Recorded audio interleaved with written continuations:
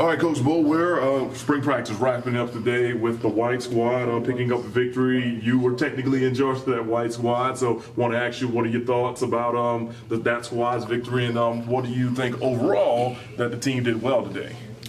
Overall, I think the Bulldogs won the football game. So it's been a long spring. You know, we had a little break in there for spring practice, so the whole goal was to get some of these newer guys that we got into the program this spring, to get them acclimated to what we require them to do and what it takes for them to be successful in our system.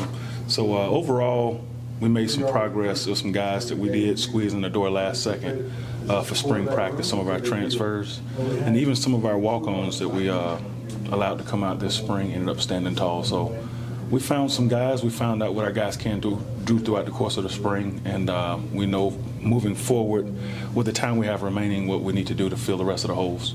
The white squad defense, I counted 7 sacks against the Maroon. It might have been more than that. You know, being the defensive coordinator, you have to be impressed with the way that front 7 played today.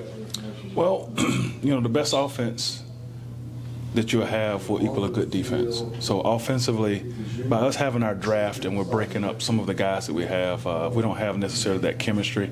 So it's not a huge thing to get excited about, but at the same time, there's progress being made. So right now, again, the biggest thing that we're looking at working on right now is still finalizing, wrapping up, and getting some chemistry going amongst the guys that we have. Last year, you saw a large step forward with your defense in your first season. Who are some players that have really stuck out to you this spring as guys that you're expecting to be significant contributors for you guys? Well, Zarion Hayes, he's a big attribute for us. He was leading the nation in tackles for loss going into the last game of the season. But since we didn't have postseason play there, some people ended up passing him up. But he was also coming off of a layoff and a previous knee injury. And this spring, he's making huge strides of showing that, hey, he's that guy. Now, we do have some guys that we were counting on that did not practice this spring for precautionary reasons. But there's a, Petway, he's a walk-on, little 26. He had a couple interceptions and dropped a couple today. So, he's standing tall. Jay Mitch, linebacker, just came in from Appalachian State. He is really, really, really good. JT Ellis, defensive end, he's on the Maroon team.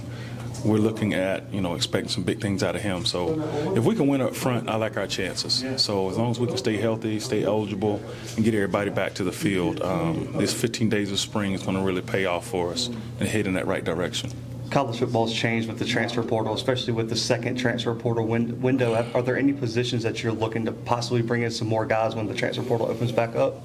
Well, if I was to tell you that we didn't have any more room at cornerback, then you said, hey, here's this big-time transfer, then we got room for one more. So we're looking for difference makers, period.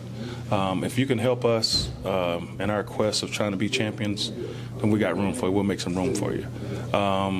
You got your academic situations that hopefully we can come out of that clean.